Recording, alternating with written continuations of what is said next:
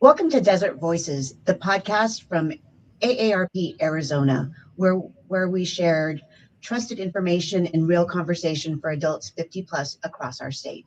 I'm Dana Marie Kennedy. Today we're going to talk about caregiving because when someone you love needs help, families step up. But it can take a real toll emotionally, physically, and financially. If you're helping a parent, spouse, partner, or neighbor, or a friend with daily tasks, rides to appointments, managing medication, meals, or personal care, you may not think of yourself as a caregiver, but you are. And you're not alone. Joining us today is Amy Goyer, our AARP National Family and Caregiver Expert. Thank you for being here, Amy. Oh, thank you for having me. I'm very excited to chat with you. I am so excited to have you. I just feel it's such an honor. And Amy, before we jump into resources, can you describe what you see caregivers juggling right now and what people often underestimate about caregiving? Oh gosh, there's so much to unpack there. I think people are dealing with the basics like managing finances and helping people with their housing in their home and where they live. But what we're seeing is people are getting into more complex, more intense levels of care. Partly because people are living longer with chronic health issues. They're being sent home from the hospital, and we're dealing with medical equipment and things that, we as caregivers don't receive training to do. So it can be really overwhelming. Yeah. And, I'm going to make this personal because it is. And it's okay if I shed a few tears on this today because caregiving is absolutely personal. And, I just recently lost my dad. And, I had to fly home. And when we decided we were going to put him on hospice, I flew home right away and we met with the hospice team and we had a plan. And, we always talk about having a plan and prepare to care. And all those plans sometimes can get thrown out the window. And you can have the best intentions, but sometimes things don't always work out. And so it worked out, phenomenally as far as, the hospice team. Like when we decided we were going to transfer him, they said, we can make this all happen within a couple hours. And I was shocked. So we did the durable medical equipment and we, contacted a home health agency because we knew we were going to need aides in the home. And the one thing that fell apart, we got my dad home and he loves the Dodgers. So we wrapped him in a Dodgers blanket and he had Molly there. And I promised him, that he was going to miss lunch, but we'd have ice cream. So gave him a bowl of ice cream. And then the first thing he said is, I want the Dodgers on. And so Abe was supposed to come at 5 that evening. And we got called at 3 saying, we haven't, processed everything. So we're not going to have an aide until the following day. So just like what you're saying, all of a sudden I was thrusted into being a caregiver for my dad. And me and my stepmom needed to manage, all those tasks that we weren't expecting to do. We had the hospice team, we had the hospice nurse, but the actual aide, the certified nurse assistant wasn't showing up till the following day. So we got to do it all. And that's exactly what you're saying is families, we figure it out. When we have to, right? And you're thrust into that. But at the same time, it is, and it's such a thing where sometimes it's a gradual increase of support, like it was with my dad who had Alzheimer's, as you well know, Dana. And other times it's just sudden. We are so thrust into it. And I know you were scrambling and trying to figure it out. And there's a lot of pressure because you want your loved one to be comfortable and safe and all of those things. And you want to do it right. And, it can be so overwhelming. But I love that you had hospice and that, even though it didn't go perfectly and the aide didn't show up, you were able to call them 24/7. And that's one of the greatest things about hospice. I did that too with my dad. And you did it. Like you got through it and you gave your dad the best end of life experience he could have had. Yeah. And we were there and, we did have the hospice team. And then we got I went on to Amazon. It's like, we used to not have all these things. And literally I went on Amazon and I ordered, everything that we needed and to make easier. And I was actually shocked at like some of the, you know, the things that the pad that you put underneath to be able to turn them With properly. handles. And yeah, now they have handles, and I was like, wow, that's amazing. And of course we have the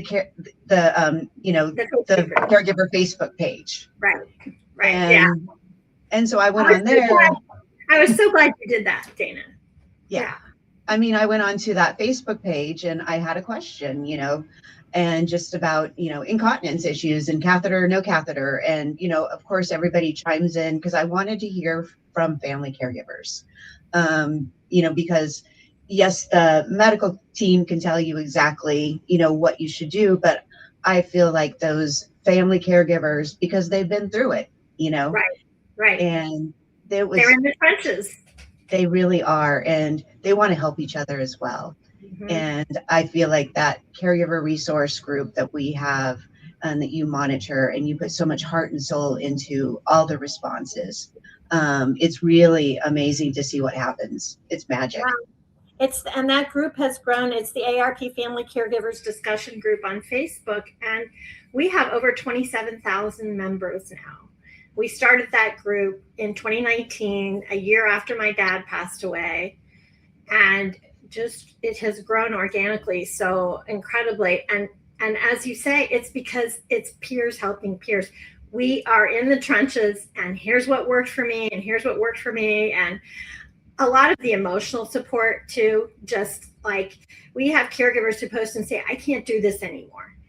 And 50 people are going to jump in and say, I hear you, I feel you, I understand that feeling. Of course you feel that way. You could get through this, and we're here for you. And it's just such a aspect of support. And even people who don't post in the group, but who read everything, will come back later and say, I learned so much from this group. Often people don't even post in the group until their loved one passes away, and they'll say, I've been in this group for 3 years. It's helped me so much. Yeah. So I'm really glad that you reached out and you got instant support. I did. I gave you tons of people gave you suggestions, and you had figured out a lot of that. Like you said, you went on Amazon, you ordered things quickly, but I hope it made you feel a little bit like you had a safety net out there. It did. And, I had told my mom about it because, the journey with my dad has been, a while.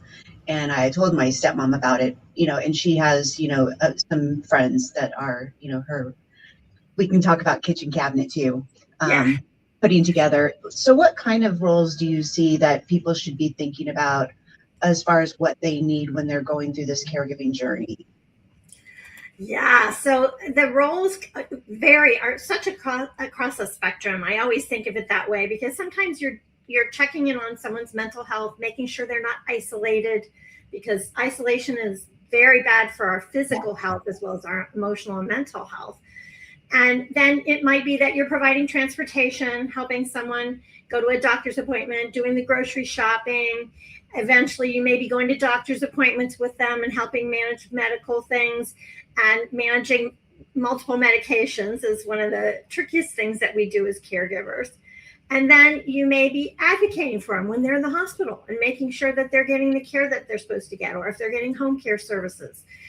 You may be making meals, and then you may be starting to get into personal care, which is what you ended up getting into, helping your dad, where, in the end, I cared for my parents' every personal need, everything that you can do to help someone.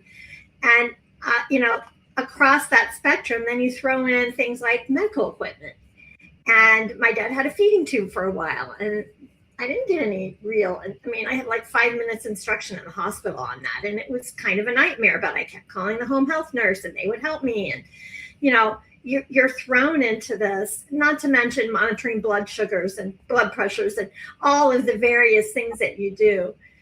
And so all of that, and then on top of that, the financial aspects and trying to fill the gaps for what their budgets don't cover, and dealing with insurance claims, all of those things. It's so many things can make you a caregiver. And so many times people don't even think of themselves as a caregiver. They just think, I'm just helping mom, or I'm helping dad, or I'm helping my spouse, which you do. But the thing is, it adds up over time. And And because this is something that can take a lot of time and sometimes long term, it can build up and really start to deplete the caregiver emotionally, mentally, physically, and before you know it, you're in burnout. Yeah. And how do you identify burnout? That's a tricky thing, is because it really sneaks up on us sometimes. I think it's critical that you kind of be aware of yourself. When you start feeling like you're losing motivation, or I think the biggest red flag for me was when you get to a point when you feel like you just don't care. I just don't care. I just want to sleep. I just want to get through the day. That's not the normal way of you feeling. And you know yourself when you're changing. You may start to feel like you've lost your identity, like you're just lost in this vastness of caregiving. And when you start to feel very powerless, that's a red flag.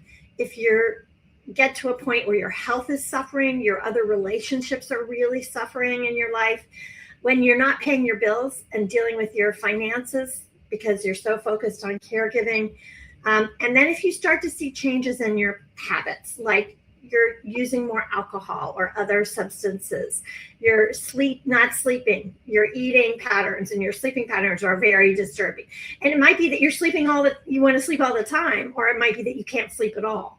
If you start to feel depression, anxiety, things that you can't really manage in the ways that you usually have, suicidal thoughts may end up coming. And when you feel like you're going to walk away, you just really want to walk away from the situation, that's a major red flag. Mm-hmm. And I know you often talk about filling your tank. And I think that is so important as we, think about burnout. Let's talk about filling your tank. Yeah. Filling your tank is the way that I managed. So I was caring for both my mom, my dad, and my sister, who lived 2,000 miles away from my parents. So across the country, working full time, traveling for work, all of those things. And one day I went to the gas station and the car was on fumes. You lose track of things when you have so much going on. And I didn't realize I was so low on gas. And when I filled up the gas tank, I was like, phew, I made it. I was afraid it was going to break down on the way to the gas station.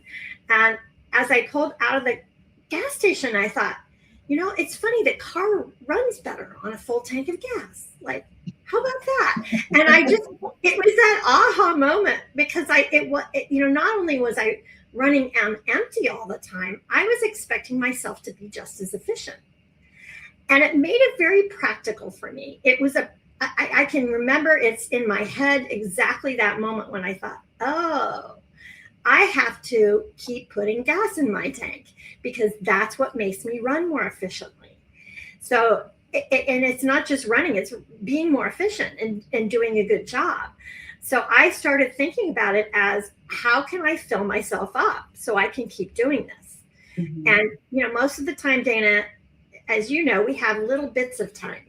We can't always take a week vacation. So I call those kind of quick tank fillers. And I started doing that consciously. And doing it consciously is critical, because you think about, okay, I'm going to have fresh flowers in the house, or I'm going to pet the dog, spend some time with that. I'm going to do some jumping jacks. I had a little trampoline in my bedroom, and I'd go and jump on that for 10 minutes when Dad was settled watching a TV show. I'd bring it into the living room so I could see him. There are a million little things, making a cup of coffee after doctor's appointments. My mom and dad, I always went through the coffee drive-through and got a cake pop and a lemonade or a coffee or something. That was just a little moment, to fill ourselves up. And a lot of times those things are with your loved ones, just hugging my dad, or, those moments can fill you up if you're aware of that. But then you also have to have kind of your ongoing things, what I think of routine maintenance, like sleeping well. Sleep is number one. And going to your doctor's appointments, that nutrition, exercise, those basics. And then you need to have what I think of as premium fill-ups. And that's going to be listening to this podcast or going to a class. I did Pilates once a week. That was kind of my deal breaker item. And but also I, now and then I got a massage, or I got acupuncture, and I did things, that were a little bit more of a tune up. But it was also things like watching a good movie with my parents, a musical, something that we both all enjoyed, and it was also having that longer conversation with a friend, and being in touch with other caregivers, going to a support group meeting. And then you have to have the tune-ups. And that is time away from caregiving, which is the hardest one to do.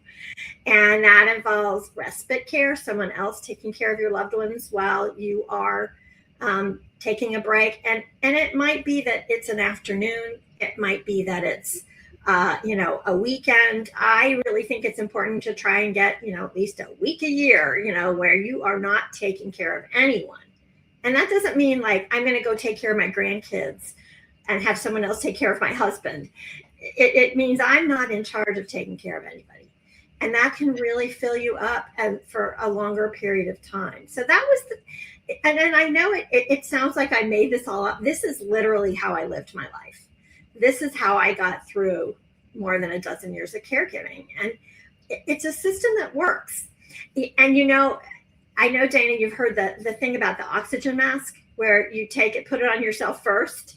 Yeah. And, it's a good analogy, except that it never worked for me personally very well, because the plane is going down. Like it's a crisis. But caregiving is a marathon, and I can't walk around with an oxygen mask on my face, but I can keep filling my tank. So it was more of a different analogy that somehow in my head worked better. Very practical. Your car's not going to run without it, and so I have to find different ways to do that so I can keep being there for the people that I love. I know my stepmom, she volunteers at the church. And so every Wednesday she goes to church and she helps them with their books.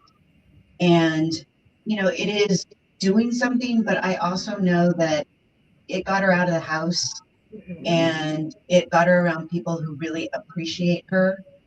And after my dad died, this is just like the most touching thing to me. After my dad died, she had basically told him, I'm not going to be able to do this for a while, and you're going to need to find somebody to replace me. And I was like, Connie, you might want to think about that. But, that's what she's like, I just can't do everything. And I was like, I absolutely hear you. So after he died, she went to the church to do her job and met with her boss. And the pastor said, I want you to come into the conference room. And he had his whole team there. And they said, we're planning the funeral for you. And so we're taking care of the food. We're taking care of, you send us pictures. We'll put together a video.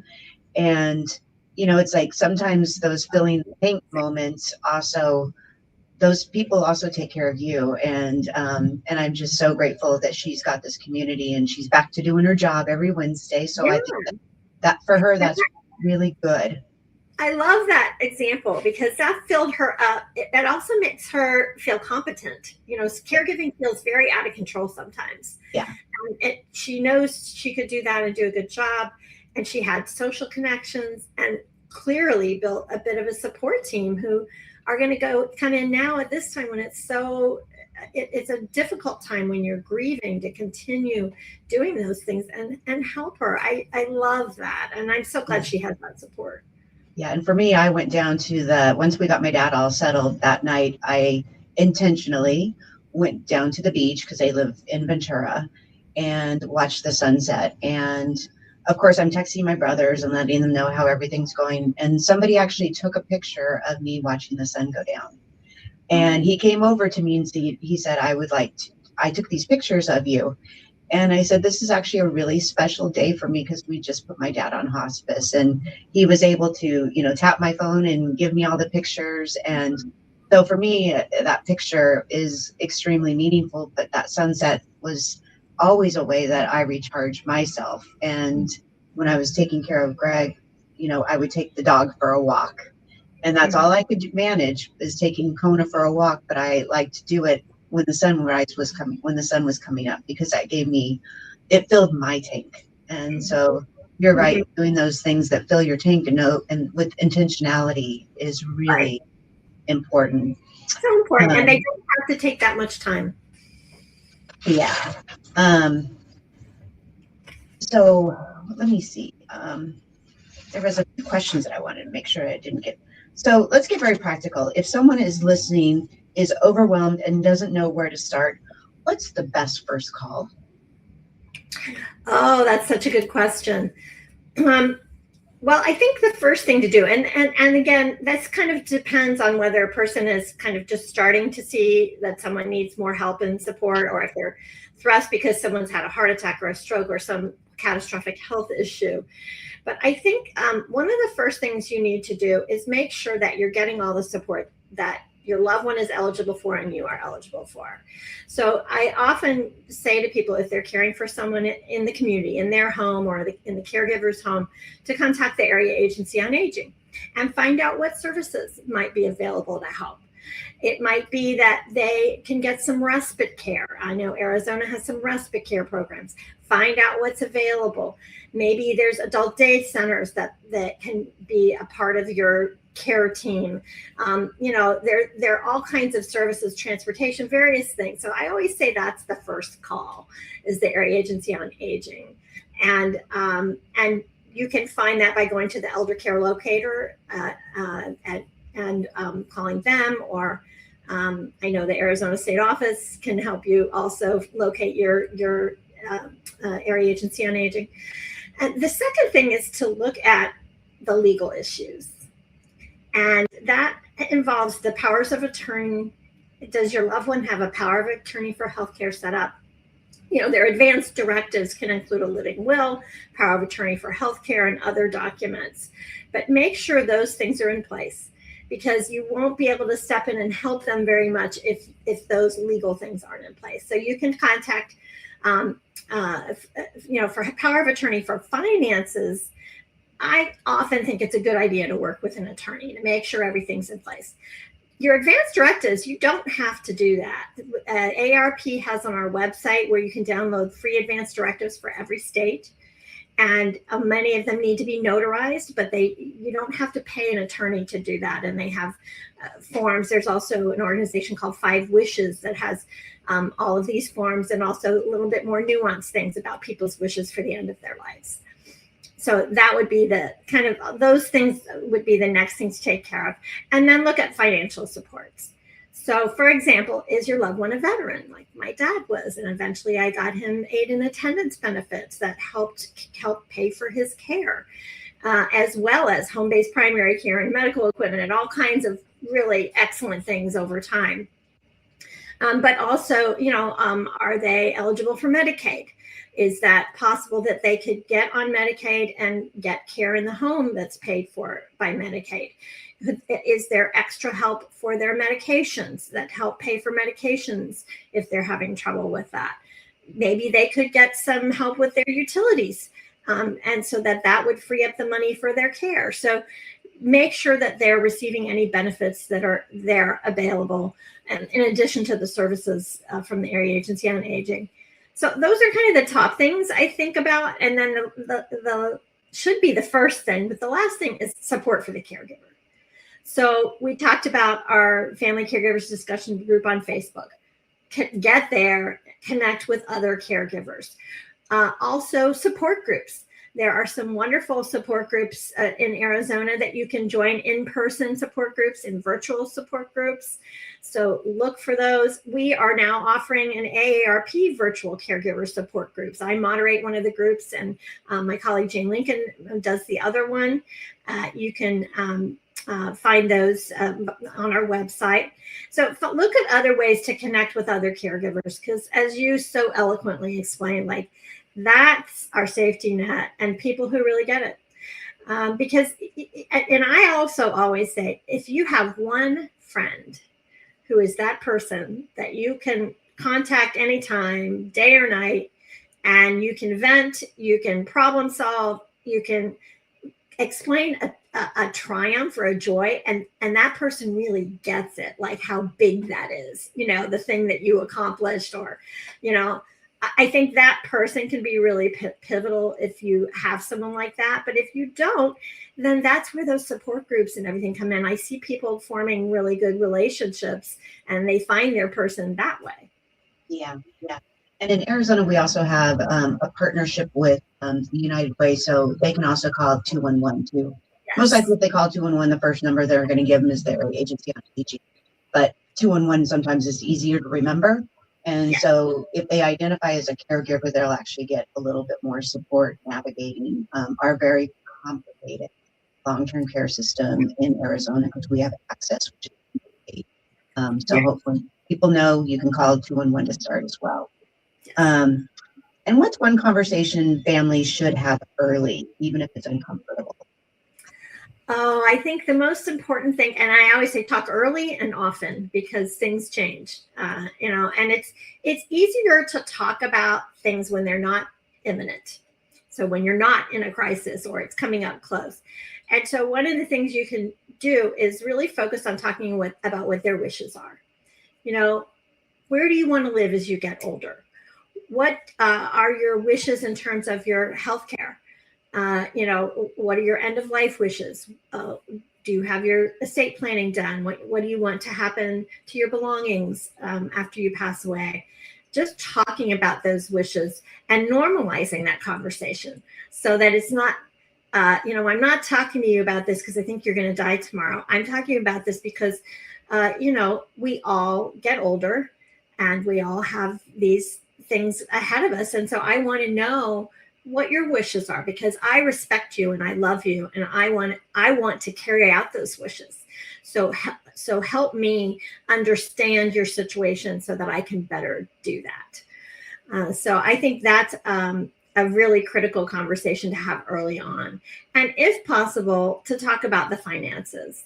This is a tricky one. People don't like to talk about money. So it's often sometimes hard to get that conversation going. And again, just approach it very respectfully. I want to make sure that you have the financial security to carry out your wishes, to live the way that you want to live as you get older. And I want to make sure I do my part and know how to access things that are available, that you have in place. And if you don't have in place, I'd like to do that too. And I think sometimes those conversations can be really tricky because how do you start it? But there are lots of ways to do it kind of indirectly. Like you would say, I listened to this podcast and it made me think maybe we should talk about this, or I'm dealing with these things myself. And you're never too young to do this planning. So if you can say, hey, I'm thinking that I should go to a financial planner to start thinking about, my lifetime goals and my lifetime financial security. Why don't you come too? And we can approach it together. Like we can go through this together. And, I want to get my advanced directives in place. Let's do yours too. And, we're in this together kind of approach often works better for these conversations. And make sure you have the right people at the conversation. So it might be that your loved one's more comfortable talking about finances if the financial advisor is part of the conversation, or legal matters if you just meet with an attorney, or maybe there's a family member. My uncle was a basketball coach and he was a health teacher in high school. And because he was the health teacher, and I think his major in college was like biology or sciences or something. And, but my grandmother always wanted him to be part of any healthcare conversation. Now, he was not a doctor, he wasn't a medical professional, but that was important to her. She felt like he understood more. So that was important that he be part of that conversation. And, maybe you have a family member who's your loved one views as being really good with finances. So let's make them part of that conversation. These are such great tips, and I really wish we had more time. But we're already almost at. Well, anyway, we're almost at the end of our podcast, and I have just so enjoyed this conversation so much. There's just a few things that I need to share before we do close. Just remember that AARP has a caregiving hub. AARP and United Way have 211 help, Arizona caregiver resource guides and local support listings, and AARP Family Caregiver Online Community Support. And if you found this episode helpful, please share it with somebody who's caring for a loved one, because support often starts with a conversation. And Amy, thank you so much for being here today. Any final encouragement for caregivers listening today? I think the key thing is to remember that when you're caring for someone else, it's not selfish to also take care of yourself. It's not optional either. You know, we put ourselves at the bottom of the list. And so go back to the filling the tank thing. If you don't take care of yourself, then you're going to break down like your car would.